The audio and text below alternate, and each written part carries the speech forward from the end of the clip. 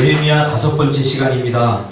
모든 일은 태도에서 결정된다 라는 제목으로 하나님 말씀 전달하겠습니다.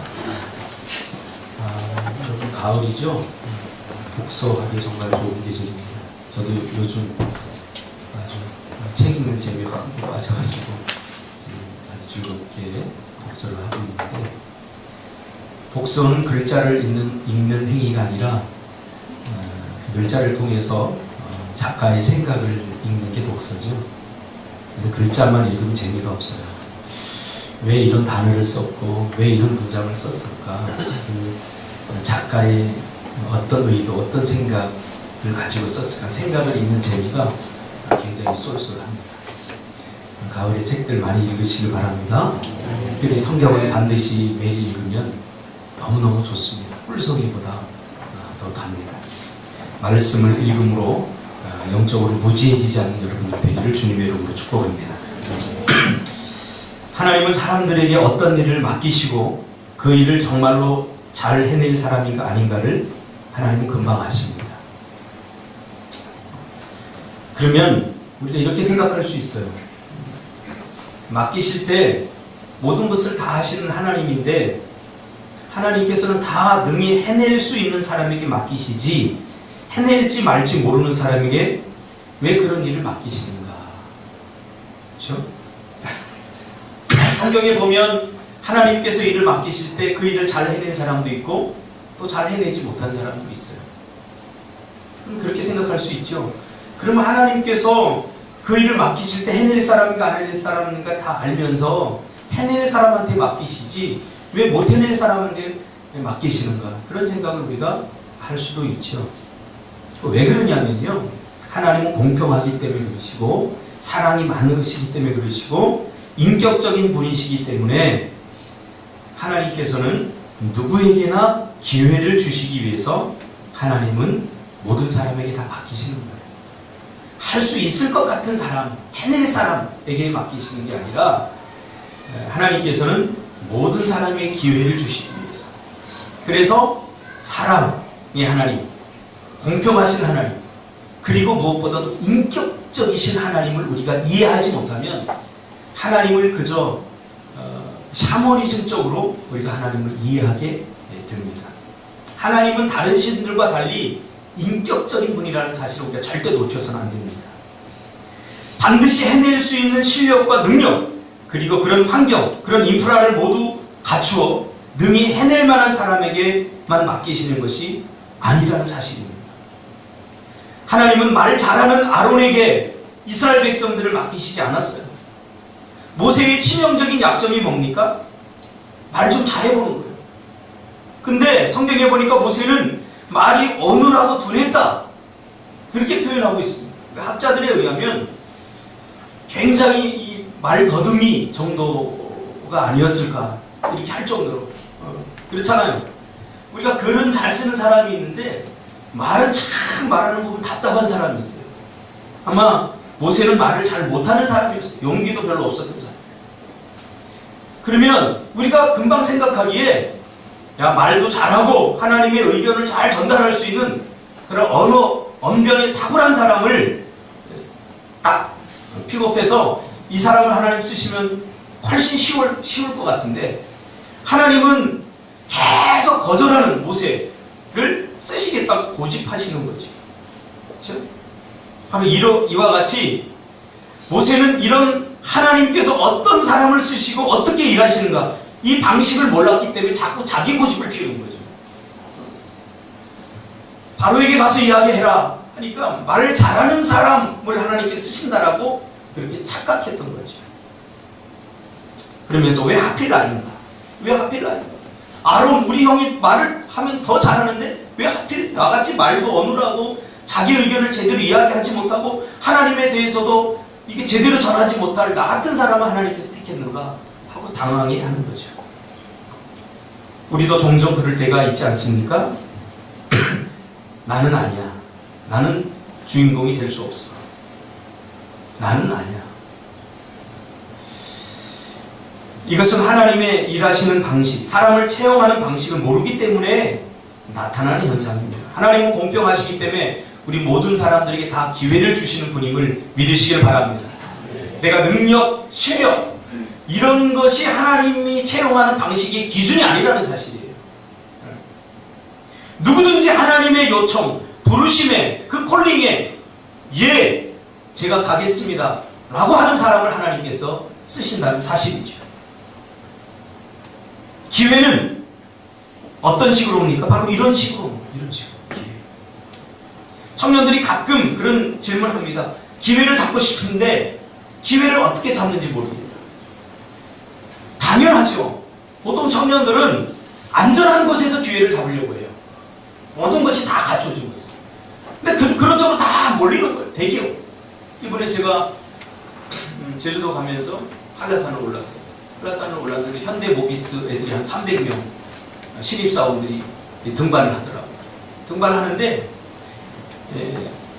내려오면서 한 4시간을 내려와야 되니까 뒤에서 그 아이들 하는 얘기를 제가 들었어요. 그러니까 뭐 별로 생산적인 이야기 아니에요. 나는 현대모비스 정도 현대 정도 들어갈 정도면 그래도 공부 좀 하고 좀 괜찮은 애들 아니에요.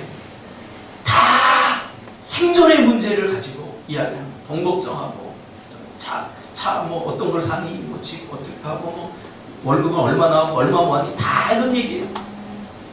꿈, 비전 이런 거에 대해서 이야기하면서 한 사람도 한 놈도 못 삽니다.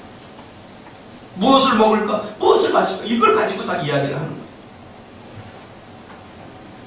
모두가 공부 좀 한다는 사람들이 뭔가 스펙이 있는 사람들이 다 안전한 곳으로 다 몰리죠. 그러니까 기회를 그렇게 잡을 수 없는 거예요. 위기란 말 있지 않습니까?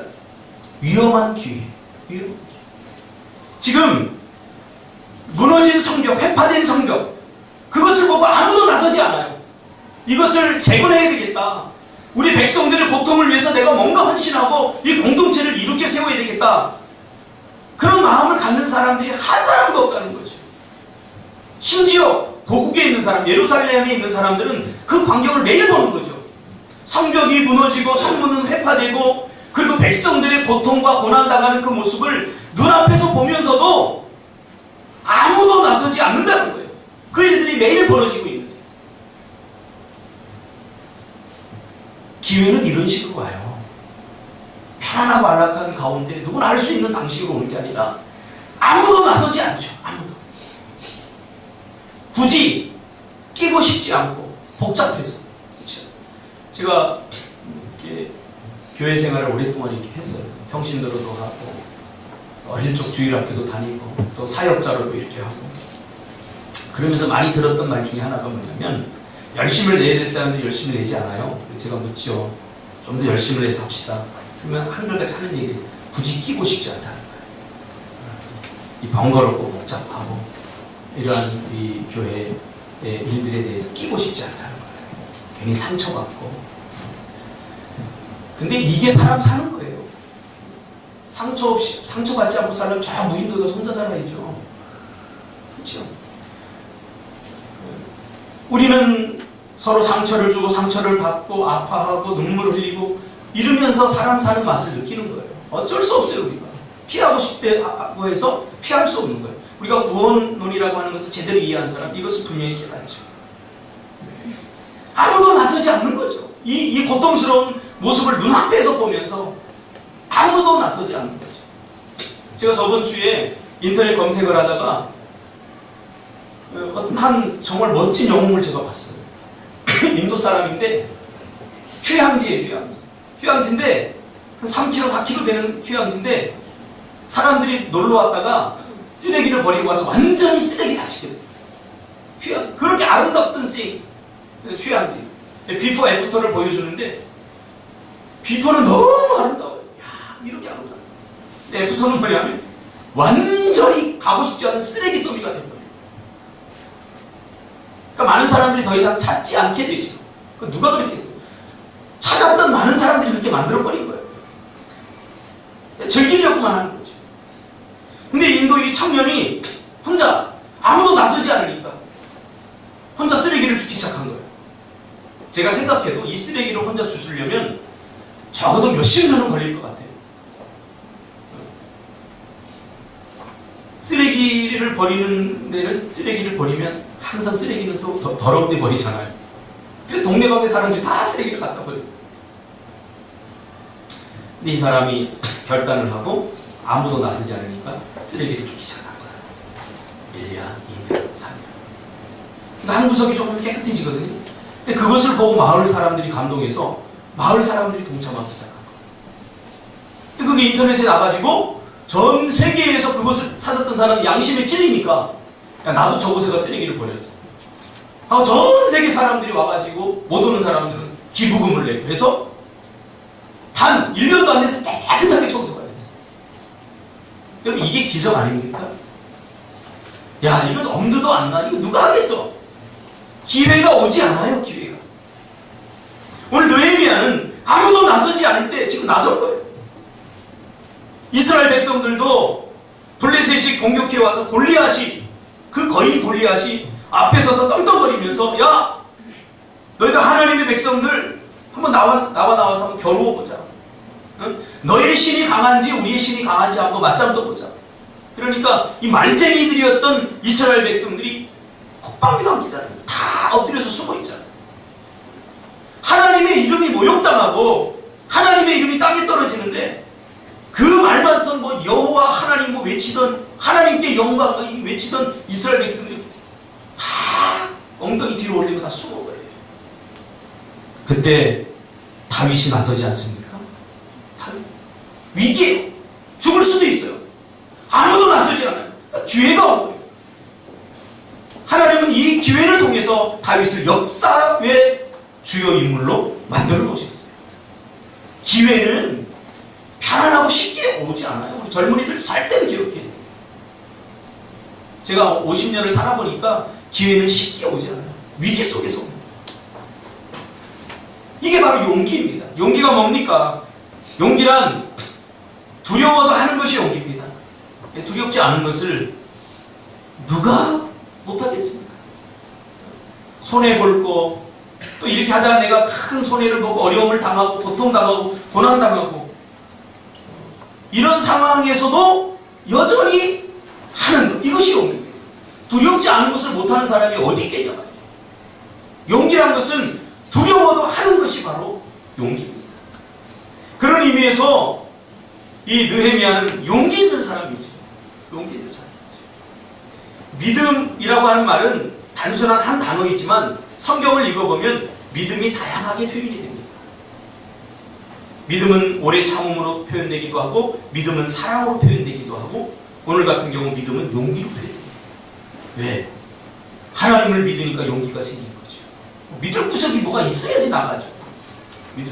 믿을 구석이 없는데 어떻게 나갑니까? 다윗은 믿을 구석이 있었어요. 누굽니까? 하나님이에요. 그는 평소에 양떼를 치면서 양을 치면서 양을 친다는 것은 험한 곳으로 간다는 거죠.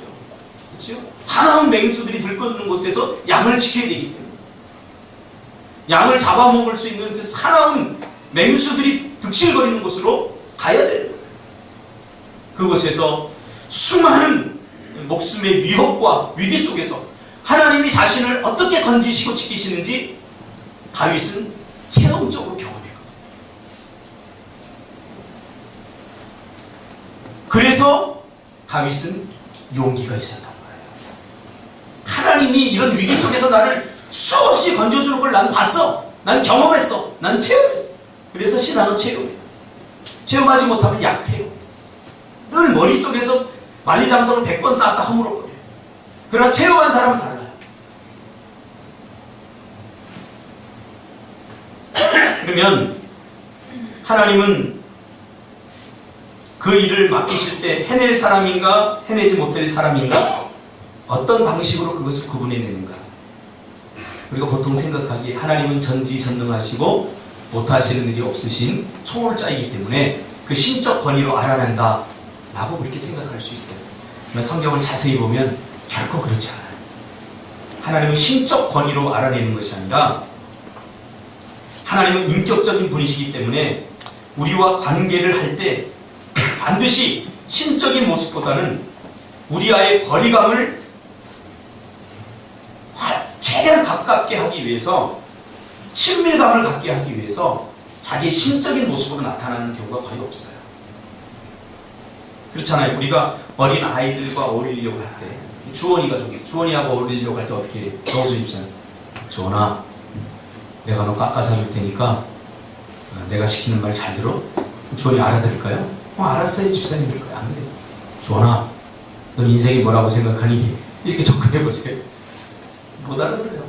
주원이한테 접근하려면 어떻게 돼요? 따끔! 아이고 잘한다 이렇게.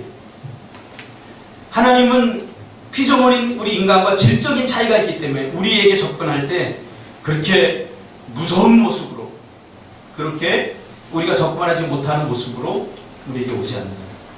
예수님도 이 땅에 육신의 몸을 입고 오셨잖아요. 그렇게 한 이유가 다 있어요. 거부감이 들잖아요.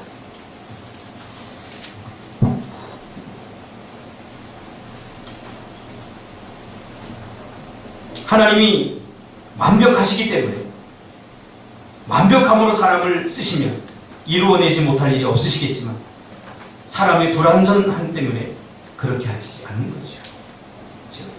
하나님 완전하기 때문에 완전한 사람을 골라 쓰시려고 이렇게 보다 보니까 완전한 사람이 하나도 없네. 다 불완전하네. 그래서 하나님의 신적 권위로 우리에게 다가오는 게 아니라 자신을 낮추셔서 인간의 모습으로 다가오시죠. 그것이 우리에게 기회가 되는 거예요. 그러니까 완벽의 논리로 다가오면 우리 중 누구도 쓰임받을 사람이 아무도 없어요. 제가 늘 이야기하잖아요. 제가 완벽해서 이 자리에 서서 설교하는 거 아니라 내가 이렇게 설교하지만 이 설교한 대로 제가 다 사는 것도 아니고 이것이 나에게 가장 큰 고통이고 가장 큰 부담. 목회하는 데 있어서 여러분 물질의 부족함 이거 별로 중요하지 않아요. 이미 목회할 때 내가 부자 될 생각, 내가 뭐 가난을 각오하고 있기 때문에 이거 별로 중요하지 않아요. 사람들한테 고통당하는 거 그거 다 각오해요. 별소리 다 들어봤어요. 목회하고 있어요. 그런데 여전히 이 자리에 섰잖아요. 근데 가장 나를 힘들게 하고 고통스럽게 하는 게 뭐냐면 바로 이 부분, 이 설교 강단에서 나같이 부족한 사람이, 나같이 말씀대로 제대로 살지 못하는 사람이 말씀대로 살라고 이 설교하는 자체가 어떨 땐 나 자신이 굉장히 부끄러워요. 그렇다고 내 수준에서 전할 수도 없는 거예요. 내 수준에서. 나처럼 사세요. 내 수준에서. 우리가 어차피 인간이에요. 하나님의 말씀을 그대로 전해야 되는 거예요. 이게 정말 고통이고 정말 힘들어요. 그나마 위로가 되는 건 뭐냐면 하나님이 사람을 쓰실 때 완벽의 논리로 쓰시지 않는다는 거예요. 제가 완벽해서 말씀을 전한다는 거 아니에요. 여러분이 그 일을 능히 감당할 만한 실력과 능력이 있기 때문에 여러분을 쓰신다는 거 아니에요. 그래서 하나님이 부르시면 괜히 나는 못해요. 나는 할 수 없어요. 난 자격이 안 돼요. 그런 말 하는 것처럼 교만한 게 없어요. 하나님이 쓰시겠다. 감사하죠. 저는 이 설교하는 너무 감사해요. 믿음으로 사세요. 제가 이렇게 이야기하지만 저는 일주일 동안도 믿음 없이 살아서 양심의 가치를 받아요. 한둘이 아니에요. 그래서 가장 고통받으려면 설교자가 되면 돼요.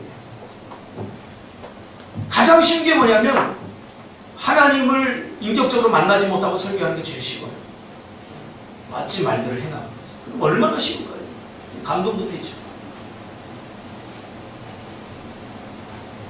완벽의 논리로 다가오면 우리 중에 쓰임받을 사람이 도대체 누가 있냐고 해요. 이사야에서 하나님 부르시잖아요. 내가 누구를 부르면 누가 우리를 외역할 거. 그때 이사야 여러분 한번 인물을 연구해보세요. 그가 얼마나 흠많은 사람이에요. 얼마나 부족한 사람이에요. 얼마나 쓰임받지 못할 조건들로 가득한 사람이에요. 근데 이사야가 쓰임받은 이유가 뭐예요? 주여 내가 여기 있나이다. 나를 보시었어요. 하나님은 이런 자세와 태도를 보신다는 거죠.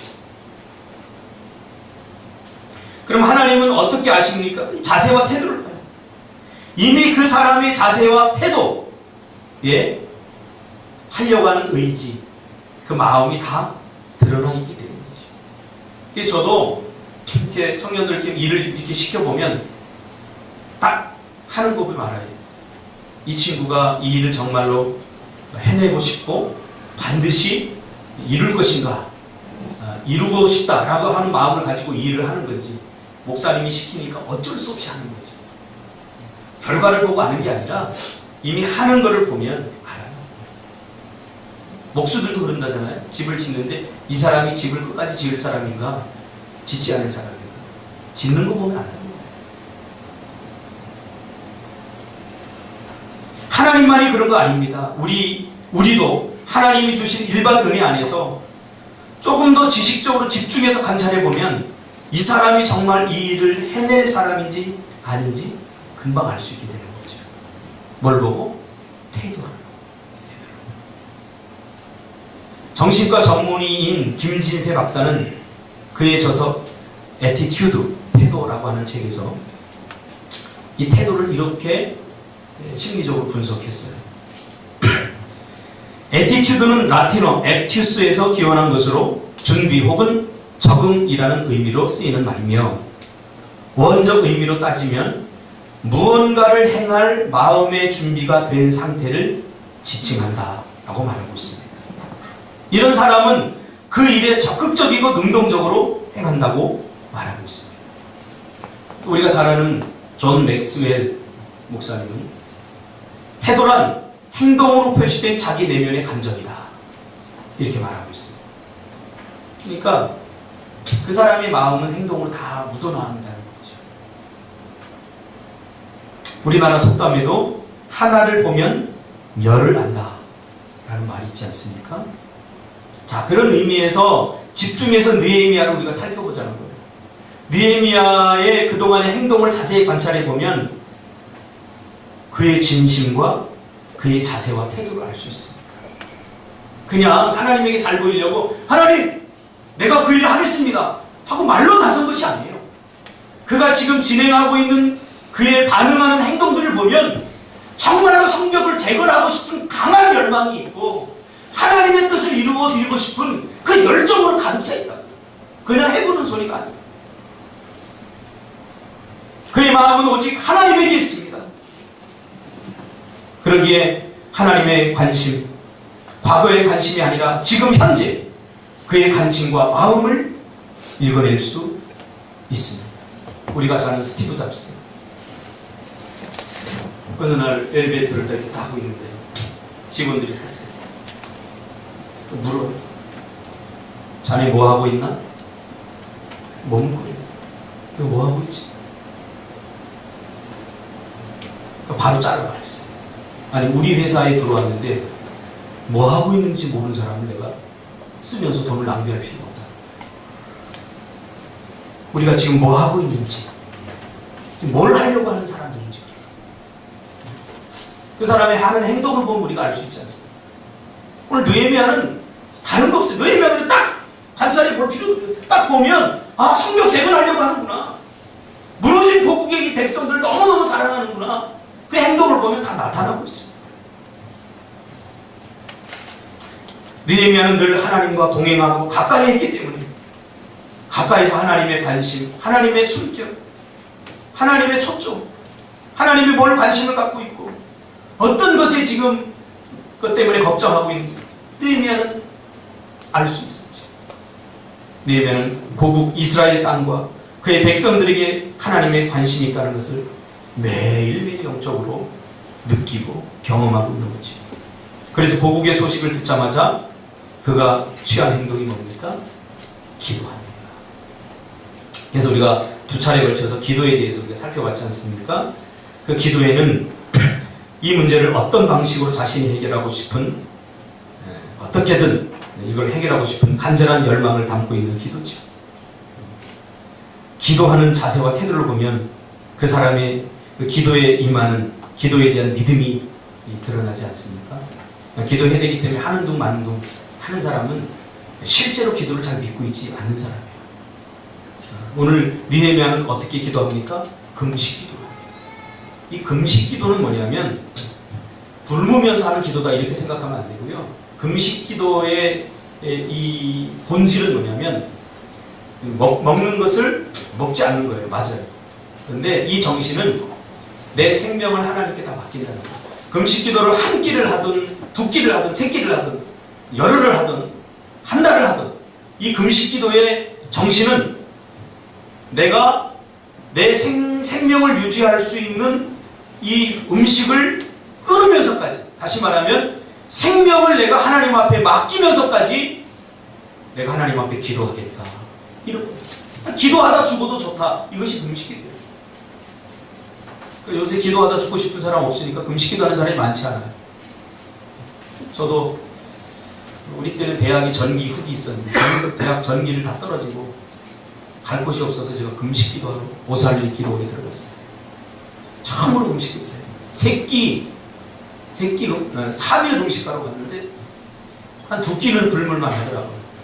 새끼도 그냥 억지로 굶는데 다 자고 일어나니까 사람 죽을 것 같아요.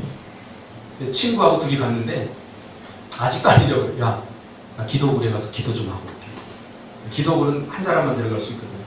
그리고 금식 끝나고 먹으려고 싸갔던 삼양 라면을 제가 들고 가가지고 거기 안에서 주님 죄송합니다 그랬어요. 라면을 제가 3개를 부셔 먹었어요.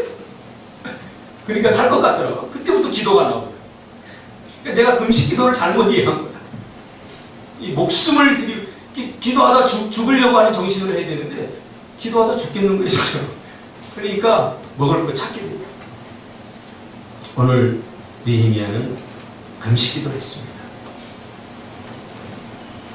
기도의 내용을 봐도 우리는 느헤미야의 마음을 읽을 수 있고 그의 간절함과 그의 뜨거운 열정을, 그의 사랑을 느낄 수 있습니다. 하나님은 바로 이렇게 우리의 태도를 보십니다. 하나님은 말에 속지 않습니다. 말에 속지 않습니다. 사람들은 말에 속아요. 하나님 말에 속지 않습니다. 하는 둥 마는 둥 어쩔 수 없이 하는 것, 거기에 하나님은 절대로 감동하지 않습니다. 믿음이라고 하는 건 뭐냐? 해내려고 하는 의지입니다. 믿는 것을 행함으로 드러내려고 하는 강력한 의지, 그것이 바로 믿음이에요. 그래서 로마서 1장 17절에 보면 복음에는 하나님의 의가 나타나서 믿음으로 믿음에 이르게 하나니, 이게 무슨 말입니까? 우리 안에 이미 하나님이 선물로 주신 믿음이 있는 사람은 그 믿는 바를 현실 속에서 드러내려고, 즉 믿음을 현실 속에서 드러내고 나타내기 위해서 힘을 쓰고 애를 쓴다. 그래서 믿음이 있는 사람만이 믿음의 행동을 할 수 있는 거죠. 최선이 뭡니까? 지금 느헤미야는 최선을 다하고 있죠. 최선이 뭐예요? 해안 집사님, 최선을 다해서 가기를 했어요?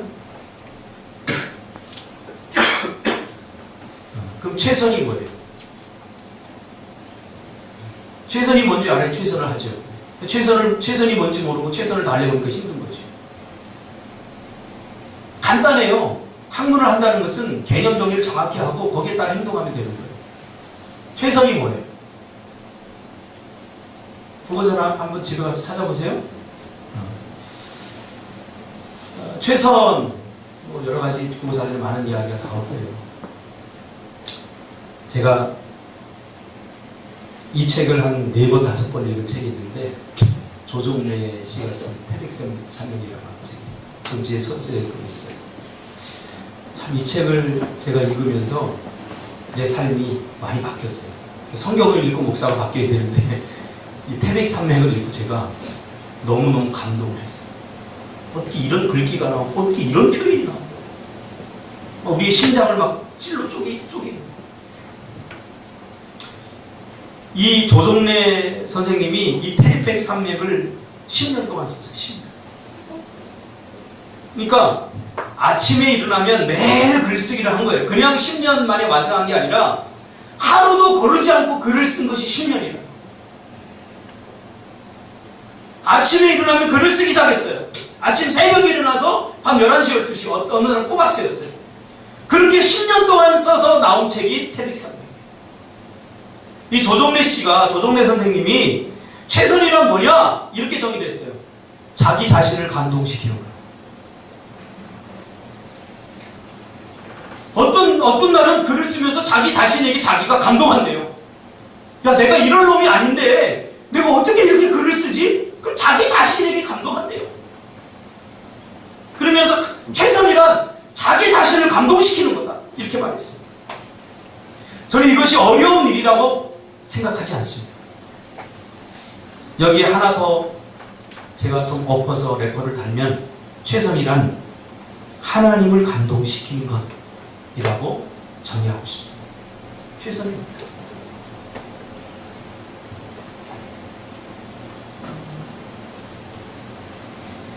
그 결정권이 타인에게 있어요. 왜냐하면 주관적이면 최선이 아니기 때문에.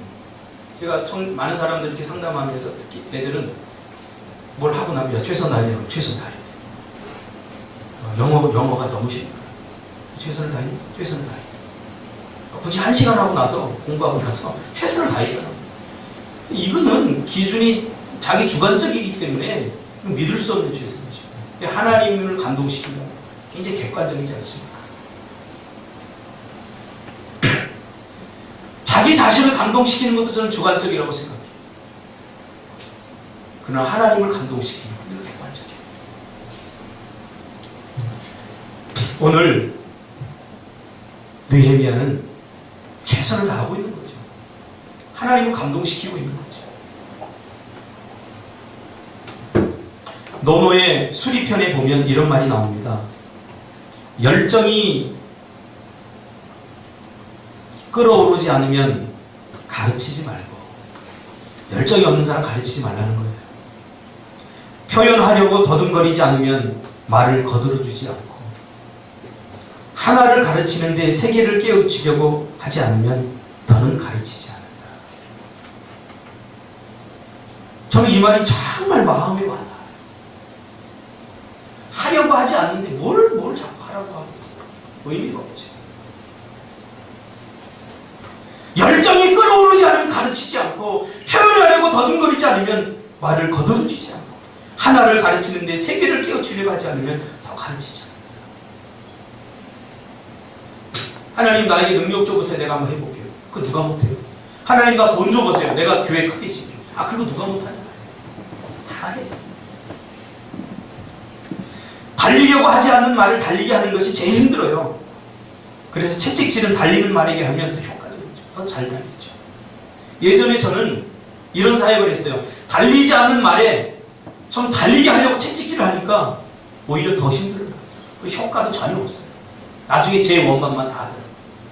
박모사 때문에 이러면서. 달리는 말에 채찍질 하니까 더 잘 달려요. 뭐가 하려고 하는 의지가 있고, 뭔가 해내려고 하는 그 마음이 있고, 어떻게든지 안 하려고 하는 사람 결국 안 하게 되더라고요. 아무리 좋은 조건, 좋은 환경을 만들어줘도 어떻게든지 안 하려고 하는 사람은 안 하더라고요. 그러니까 하나님이 이런 사람을 안 쓰신다는 거예요.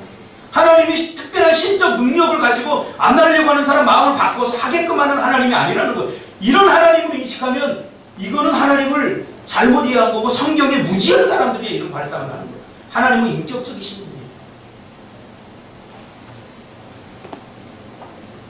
하나님은 어떤 사람을 통해서 일하시고 어떤 사람을 정말로 간절히 돕는가, 바로 이런 태도를 가지고 있는 사람이죠. 실패해도 좋아. 한번 해볼 거야. 실패는 좋은 경험이 아닌 적이 한 번도 없지 않습니까?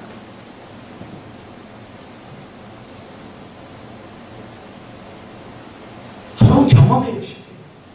끝이 아니야. 할까 말까 실패와 성공을 마음속으로 생각 속에서 다 결정하고 손가락 하나 까닥하지 않는 사람은 하나님을 피곤하게 만들어버립니다. 그제 제가 유튜브를 보니까 노용심하고 김광석이 예전에 콘서트 하는 데서 나왔는데 지루함에 대해서 재밌게 이야기하더라고요.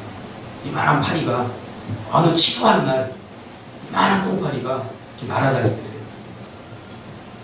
근데 여기 와서 딱 붙더래요. 이만한 똥파리가. 그래가지고 지루하니까 그냥 냅뒀대요.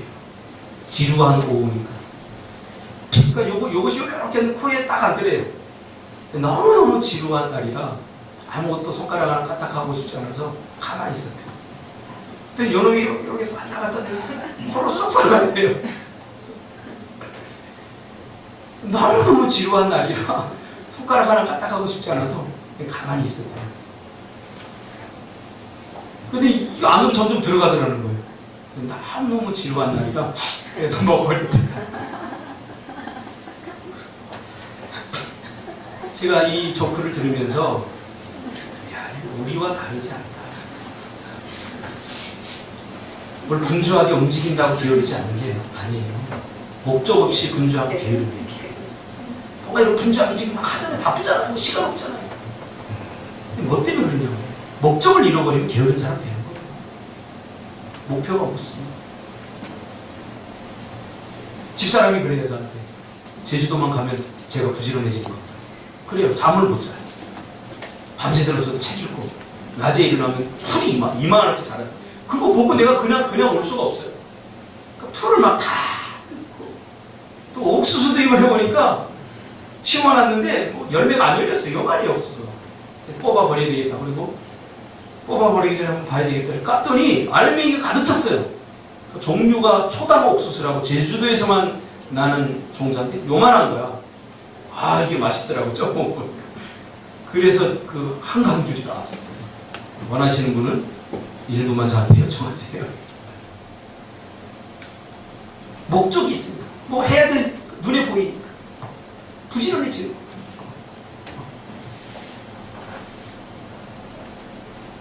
왕 앞에서 나와서 느헤미야가 하는 행동을 보십시오. 완전히 목숨 걸었습니다. 뭘 하려고 하는 사람인지 우리가 어린아이가 봐도 다 알아요. 왕 앞에서 수심이 가득한 채로 서 있는 모습, 자신만의 미래를 걱정하고 자신만의 삶을 걱정하고 염려하는 이기적이고 자기 중심적인 모습을 전혀 찾아볼 수 없죠.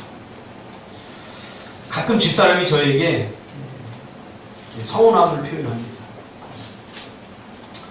이렇게 당신은 가족보다 청년들과 교회 공동체를 더 중요하게 생각하는 것 같아요.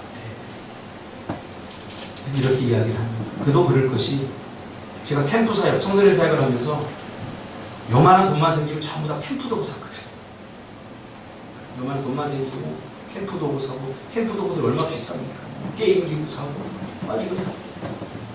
좀 음식도 가서 사 먹고 싶고 이런데 요만큼만 생기면 제가 다 배집 사가자 다 사서 먹었어요.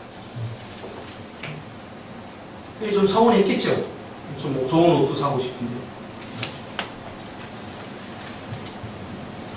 근데 이런 말을 들으면 좀 기분이 굉장히 좋아요. 내가 할 일을 하고.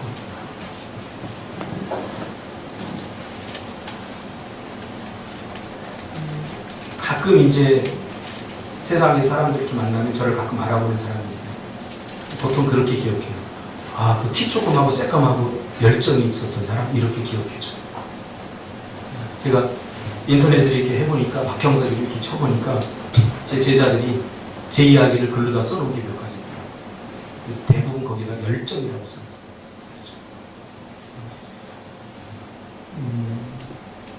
뭘 하려고 하는지 내가 하는 거를 보면 알 수 있죠.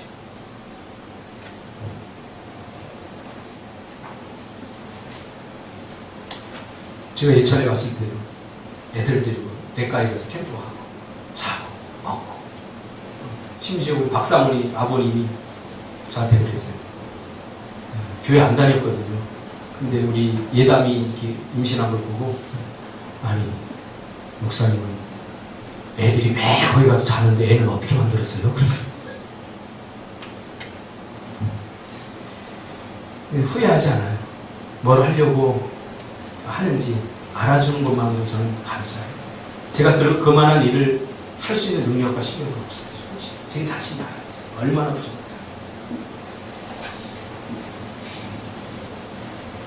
오늘 느헤미야의 이런 태도가 하나님을 기쁘게 하고 있지요. 보세요. 얼마나 뻔뻔해졌습니까? 7절에 내가 또 왕에게 이르되 아뢰되 강 서쪽 총독들에게 조서를 내려서 무사히 갈 수 있게 해달라. 프리패스 여권을 만들어달라는 거죠.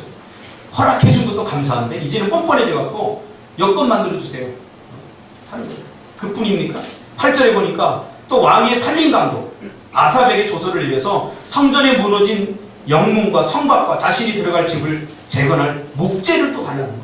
참 뻔뻔하죠. 대담하죠. 이 용기가 어디서 나옵니까? 하려고 하는 데서 나오는 거예요. 필요하니까 요청을 합니다. 지금 왜 이렇게 담대하고 용기 있게 행동할 수 있습니까? 바로 하나님이 함께하고 모든 것이 하나님께 달려있다는 것을 알기 때문이죠.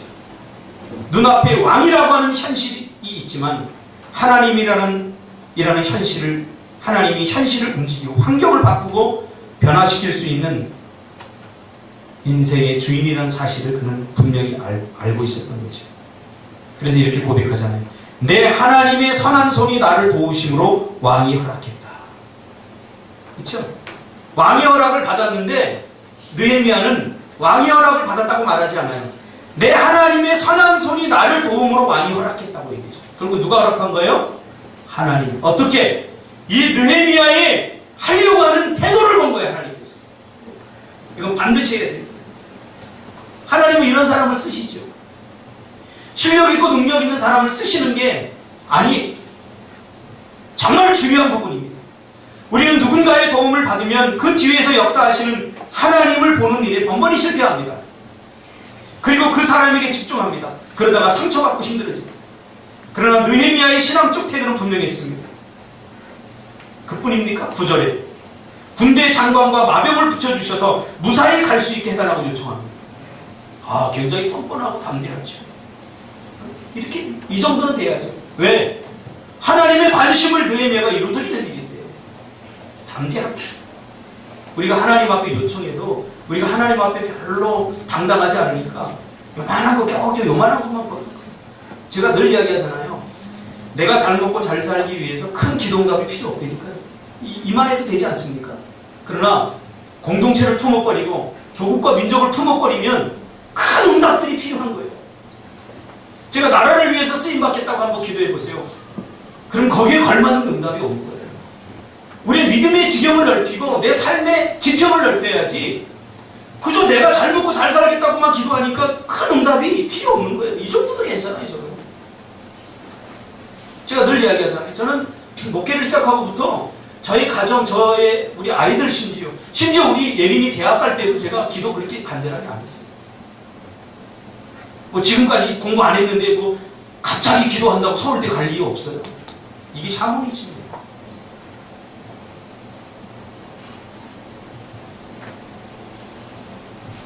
이게 굉장히 중요합니다. 여러분의 눈에 누가 보입니까? 무엇이 보입니까? 하나님이 보이시길 바랍니다. 하나님이 보여야 돼요. 도단성에 엘리사가 갇혀버립니다. 아람 군대가 겹겹이 둘러쌉니다. 왜? 엘리사 때문에 아람이 이스라엘이 번번이 실패하니까. 그때 엘리사의 종이 보고 기겁을 합니다. 초죽음이 됩니다. 왜? 성을 둘러싼 아람 군대만 보이니까 이제 죽게 되는 거죠. 그래서 엘리사에 가서 우리 이제 죽었습니다. 큰일 났습니다. 엘리사는 여유로운 거예요. 왜? 뭐 때문에 그래? 지금 난리 났어요. 지금 선지자를 잡으려고, 당신을 잡으려고 아람의 군대가 와서 성을 겹겹이 둘러쌉니다. 그러니까 엘리사가 조금 더 당황하지 않고 괜찮다. 그리고 하나님, 내가 보는 것을 저 종도 보게 해주십시오. 하고 기도합니다.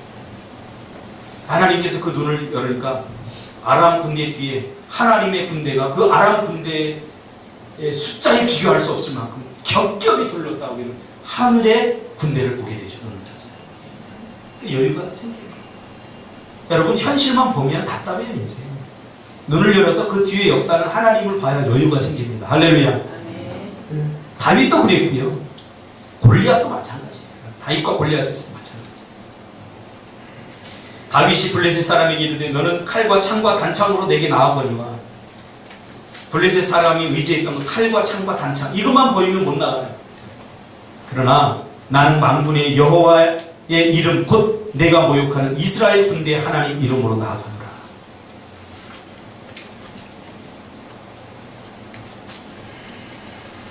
하나님이 보이면 여유가 생기고 담대하고 용기 있게 행동할 수 있습니다. 저희 교회가 지금 하나, 둘, 세 번째 이렇게 옮기는데 옮길 때마다 옮길 만한 이유가 되고 여유가 돼서 옮긴 적 한 번도 없습니다. 쫓겨나게 생겼어요. 첫 번째 여기 지민이네 지금 사는 그 옆에 조그만 교회 있습니다. 저희가 월세를 6개월을 못 냈어요. 그 주인이 나가더라고요. 월세 6개월을 못 내는 사람이 요 밑에 끝을 위에 2층, 3층 얻었어요. 월세 150. 그러니까 한 달에 한 200 정도. 생각해보자. 아이러니하지 않아요? 월세 60도 못 냈는데 한 200을 월 내는 대로 하나님 보내셨어요. 어떻게 됐어요? 월세 내는 게 아까워요. 그 주인이 얼마나 힘들게 하는지. 그래서 이거 살 때도 돈 한 푼 없이. 그러니까 이런 얘기하니까 어떤 분은 궁금해서 도대체 돈 한 푼 없이 어떻게 할 수 있는 방법을 좀 가르쳐달래요. 해보지 않으면 몰라요. 도전. 목숨을 걸어야 돼요. 이거 하다가 쫓겨나고 망할 생각을 하지 않으면 못해요. 그럼 어떻게 가르쳐줘요? 김태환 집사가 내가 막 응답받고 막 했다니까 목사님 듣고 싶고 나도 좀 가르쳐주세요. 그랬는데 못 가르쳐줘. 가르쳐준다고 배울 수 있는 게 아니야. 그건 익혀야 돼요. 익혀야 돼요. 신앙생활은 가르친다고 배워지어지지 않아요. 절대로. 그것은 내가 익혀야 되는 거예요. 실제적으로 들어가서 한번 해보고 도전해보고 해야 돼요.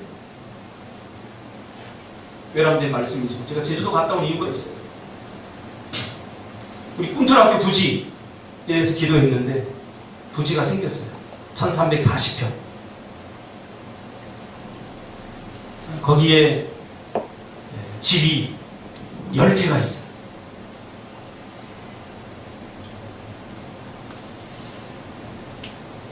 아마 딱 이렇게 얘기하면 야 얼마지 궁금해할 거예요.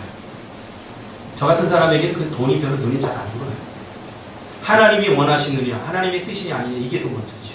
네, 지금까지 제가 경험한 바에 의하면 그랬거든요. 이걸 구입할 때 여러분 기도해 주세요. 기도해 주세요. 60번짜리 학교를 할 수 있는 건물이 하나 있고 50평짜리 건물이 2채 있고 45평짜리가 2채 있고 17평짜리가 나머지 해서 총 10채가 있어요. 제가 그 목사님을 후배 목사님인데 만나고 왔어요. 독일로 이민을 가는데 그냥 집값은 안 받고 땅값만 받겠습니다. 제가 하는 사역에 대한 이야기를 다 듣고 이분이 내린 결론이고 그거 우리가 땅 장사하는 사람인데 땅 딱 사서 바로 팔아도 10억 이상 우리가 벌 수 있는 그런 땅이에요. 제 눈에 그게 안 들어오더라고요. 여러분 10억 벌려면 평생 벌도 못 벌어요. 돈에 눈이 들어오는 게 아니라 우리가 지금 매일 수업 앞에 써놓고 지금 기도해요. 오늘 장로님도 기도했잖아요. 꿈틀학교 부지. 여러분과 제 달랄지 모르겠지만 저는 확신하고 기도했어요. 하나님 주실 것을 알고 기도했어요. 막연하게 기도하는 건 잘 들어지지 않아요.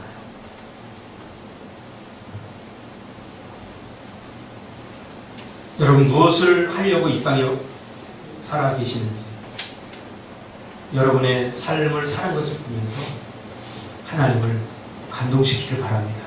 하나님 앞에 말로는 하나님과 물질 좀 이렇게 하겠습니다. 그리고 딴 데 자꾸 쓰고 있으면 하나님 감동 안 한다니까요. 우리 에린이가 제가 에린이한테 참 잔소리를 잘 못해요. 이제 미안해서 잘 못해요. 지금 잘 못하는데 제가 잔소리 못하는데 왜 못하는지 자격이 없다고 생각해요. 그런 말을 잘. 왜냐하면 뭐 학원을 제가 제대로 보내줬나. 조금만 여기 이사 저기 이사. 제가 이사 다니고만 13번 이사 다니고 얼마나 힘들었겠어요. 좀 적응할 만하면 이사하고 학생들 친구들 새로 사귀고 그 아픔을 저는 몰랐던 거예요. 조금 여유가 생기니까 이제 그런 것들이 아픔으로 느껴져요. 그래서 내가 좀 잘못해도 혼을 못 내겠는 거예요. 그렇게 했는데도 저렇게 잘 컸는데 저렇게 건강한데 내가 해준 게 뭐가 있어? 이거 조금 잘못해도 뭘 말 못하겠네.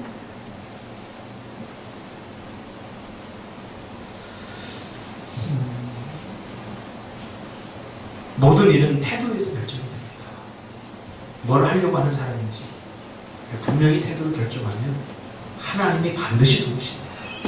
기도하겠습니다.